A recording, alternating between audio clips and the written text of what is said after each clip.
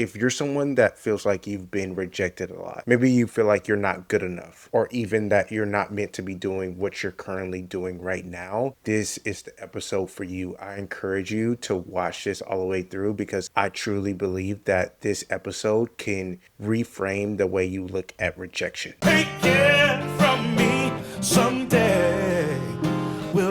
I truly believe that a well-crafted story has a chance to impact athletes and brands and people all over the country to unite them. Someday we'll all be free.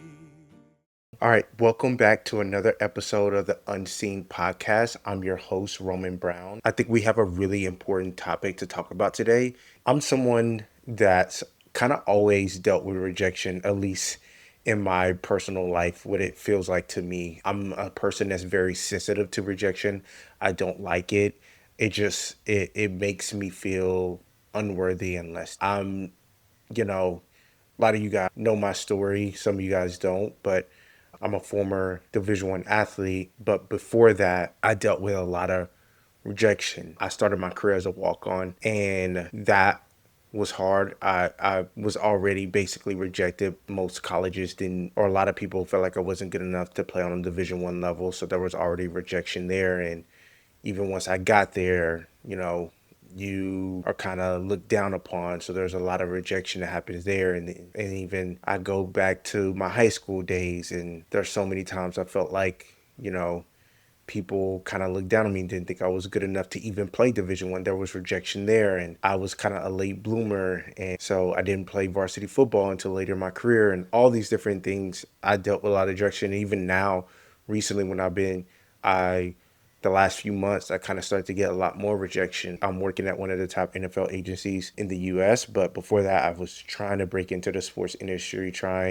and kept getting rejected. And it's tough getting rejected because one question, is this the right thing for you? Is this something you should be doing? You also question if this is the right thing for you to be doing in your life. You question if you're good enough. You question if you're meant for this. You start questioning your value and who you are as a person and your like identity, your worth. Like, it should never get to that point, but for me, it has gotten to that point, and maybe it's gotten to that point for you too, where you just maybe because you experience rejection, you start to lose confidence in yourself and who you are and the type of ability that you can bring to the table. I've seen rejection from all different frames. Sometimes was looked at not good enough, or I wasn't maybe ready for the moment.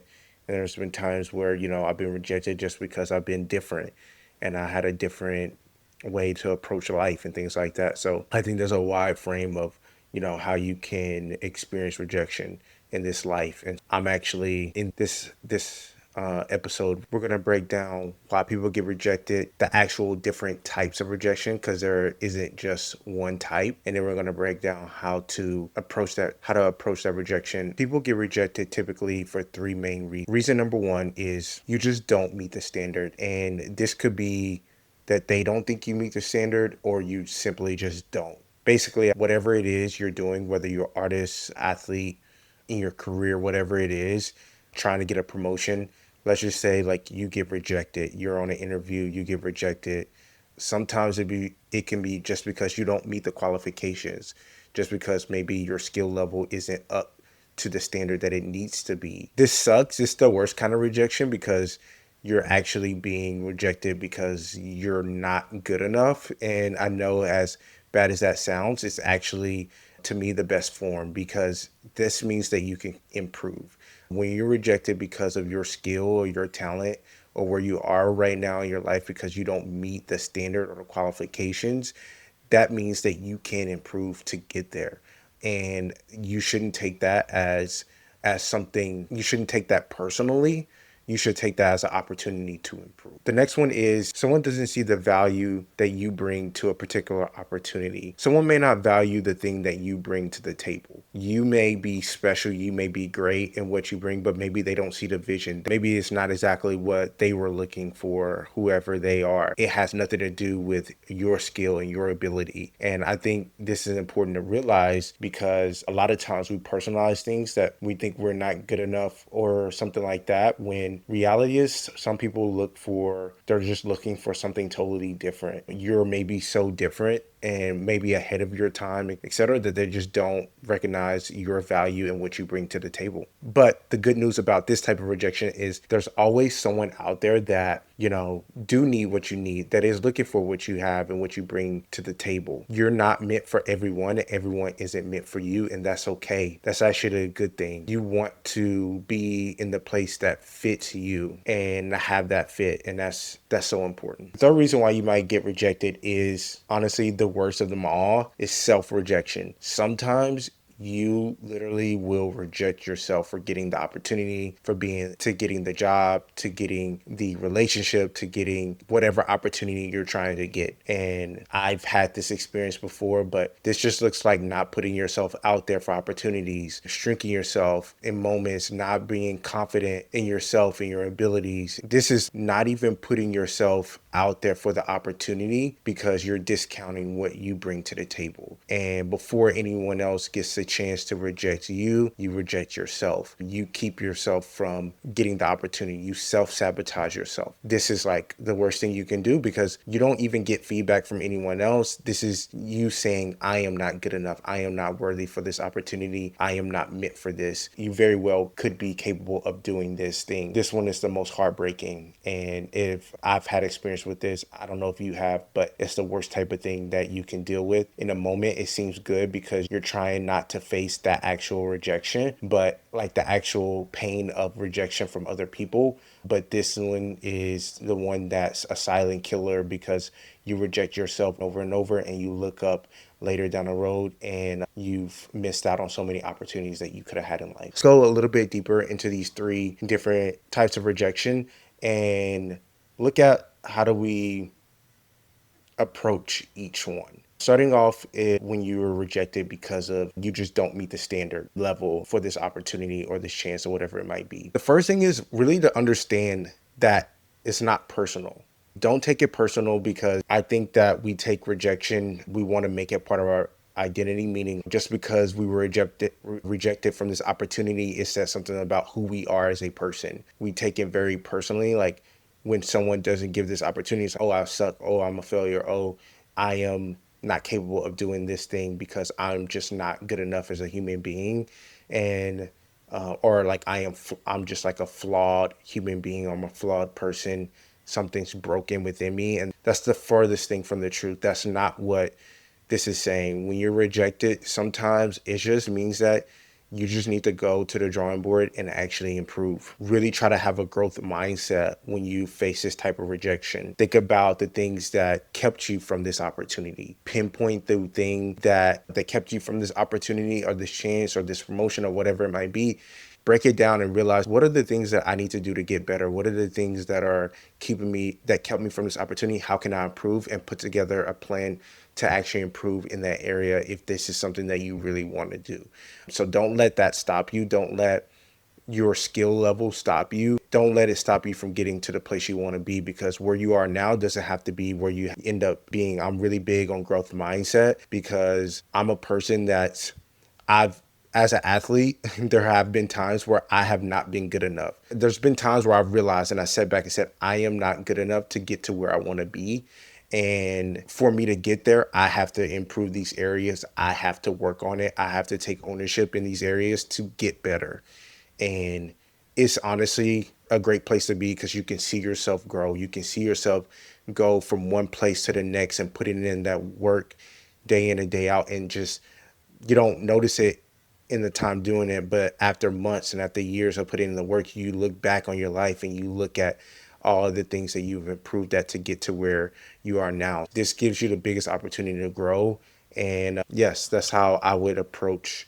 If you're getting rejected because of your skill level, approach it with this mindset, and I really believe that you're going to see a lot of growth in your life. If you're being rejected because people don't see your value, you're just different. Maybe you're ahead of time. Maybe you're just different from the people around you. Maybe you just bring something totally different to the table that people can't put inside their mind and don't see how it would lead to results. This one is very frustrating because number one, a lot of times what we'll try to do is try to convince people that you know, why they're wrong or what makes us so great and so special. It's one of those things where I like to look at this like in a relationship. Like you can be a great partner, but one person could see you, cannot value the things that you bring to a relationship. And that says literally nothing about you as a partner.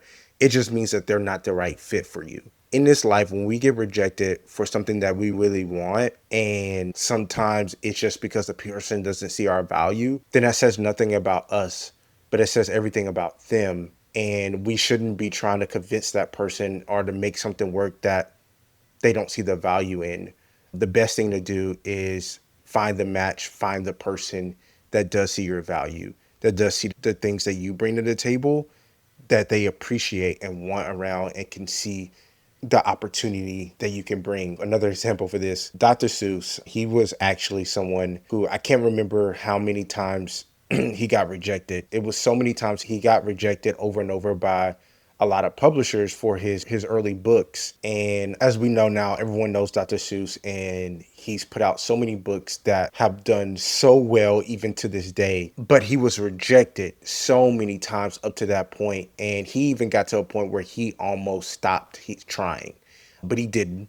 He kept going, and eventually he got his book published, and the rest is history. And I say this to say that it wasn't that his books were not good enough. It was just that people didn't see his vision. People didn't see the things that he brought to the table. And that's just to show you, you can be great, but yet people don't see your vision. And that is okay. You're a visionary and you feel like you're doing something different and you're bringing something new and refreshing to the landscape, and no one believes in what you're capable of doing, and people are doubting it and questioning it. Just stay with your vision and continue to believe in it. Because someone doesn't see your vision does not mean that what you're putting out is not good. You know how many things and ideas people thought were bad but end up becoming billion-dollar industries? The key is staying persistent and believing in your vision and seeing that through. And so when you're being rejected because you have a great vision or because you're bringing something different to the table, stay true to who you are, and don't let that don't let that keep you down from continuing to pursue your dreams and your passion. Let's talk about the last one, how to approach self-rejection. Self-rejection is all about your ego. It is about, I don't want to be rejected so much because of how it would impact me, how it will make me think about myself, and in a way it will make me feel, to the point where I am not going to even put myself out there. I am going to reject myself before I even get the opportunity, so I can't feel the pain of hurt. That is all your ego. You have to let go of your ego if you want to beat self-rejection, because all that ego is, you're just attaching a level of identity to yourself based off of your successes and your failures. If you're really successful, then your ego feels great. You feel like a good person. You feel like you're capable and you're smart and you're intelligent and you can do all these things and you're a genius. But the other side of the ego is when you experience failure, that you attach yourself to that. And that is part of your ego as well. I am a failure. I am a loser. I can't do this. I can't do that. And so I think if you want to get over self-rejection, I think you got to remove the ego. That's step one, which I say this and I still have, that is one of the hardest. Removing your ego is not an easy thing. That's a hard thing to do. That takes practice. And that's something like I would have to talk about on a whole nother episode. That's actually a great topic to talk about, is like how to kill your ego, which I'm in the practice of. I am no expert in that. I definitely have an ego, but I do know that is what's standing in the way. And that kind of leads me to the second point, is detach yourself from the result. I think we bring so much attachment to the result of things, whether it's good or bad, that it leads us to self-rejection, because because we care so much about the results, that we can protect ourselves. When we self-reject ourselves, we will protect ourselves from the potential of rejection. And we're so attached to that result and how it would impact us. If you want to really go after your dreams and pursue things, you're going to deal with failure. You're going to deal with success. It's part of the process. So detach from it, detach from the result, and just allow the work to be the work. Allow the process to be the process, and the results will take care of itself. I know it's easier said than done. I think if you want to not feel that pain of rejection all the time and where it feels so part of your identity, I think you got to just work on and practice letting go of those results and focus on the process and focus on just doing the work. I think you, in this type of place, I think you need to reward yourself for trying. So many people don't even try. When it comes to self rejection, that's basically what it is. I'm not going to even try. It makes me feel better about myself not trying than trying and failing. But the goal is to put in effort to try. I wouldn't have an ounce of regret in life if I tried at everything I wanted to try at, if I just gave it my all. If I did this thing and I worked at it every day and I pushed myself and I practiced and I worked at my craft and I tried to improve 1% at a time and I put in that effort. And if I didn't get it, then like I can sleep at night. I'll have no regrets. But you know the regret you will have? You will regret not trying. You will regret having a passion, having a dream, having a vision for something for your life, and being so afraid to fail that you don't try. You will regret that every single time. I can promise you that. Reward yourself for trying. Reward yourself for giving effort, not just for the wins, but reward yourself for just clocking in every single day, putting in the effort, because that is more than what 90% of people would do. 90% of people won't even put in the effort, won't even try. There's a quote by someone, I can't even remember. It may be by Michael Jordan, but 90% of the battle is showing up. So just find a way to show up for yourself every single day. Now that we went through these forms of rejection, we talked about what they are and how you should approach them. I just want to summarize this whole episode with a few main points. Number one, remember, rejection has nothing to do with who you are as a person. Has nothing to do with your identity and your self-worth. We're humans. We're always going to struggle with rejection. It's always a part of it that's going to feel personal, no matter what. But as much as we can practice of detaching ourselves from what someone else believes about us, the further we're going to go in life, because all the greats are rejected. And did that rejection hurt? I'm sure it did. But they were willing to continue to put themselves out there over and over again. And I'm assuming at some point they to some level or degree detach that from who they are as a person. That rejection is about just that. It's rejecting whatever that thing is. Whatever it may be, rejecting your skill set, it may be rejecting your different personality or the differences that you bring that other people are not ready for. But it has nothing to do with who you are as a person on your core level.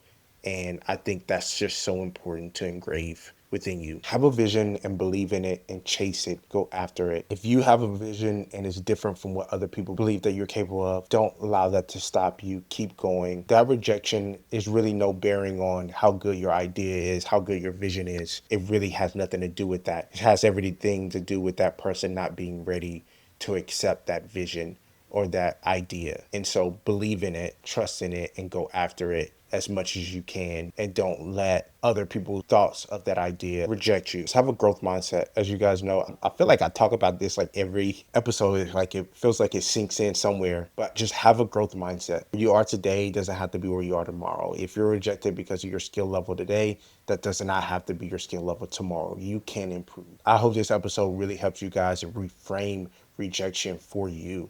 It's something that's very hard to deal with. Some people are better than dealing with rejection than others. I know it's something that's plagued me. I've always struggled with this. Because I struggle with this so much, I felt like there has to be other people out there that's struggling with this too. And I wanted to share the things that I've gone through and things that I've realized along my journey that's helped me. And I hope that this episode helped you as well. As always, subscribe if you like this episode. You can find this podcast on YouTube, Spotify, and Apple. I also post similar content like this on my Instagram, so you can also give a follow. Thank you for taking the time to watch this podcast. See you guys next time. Take it from me someday.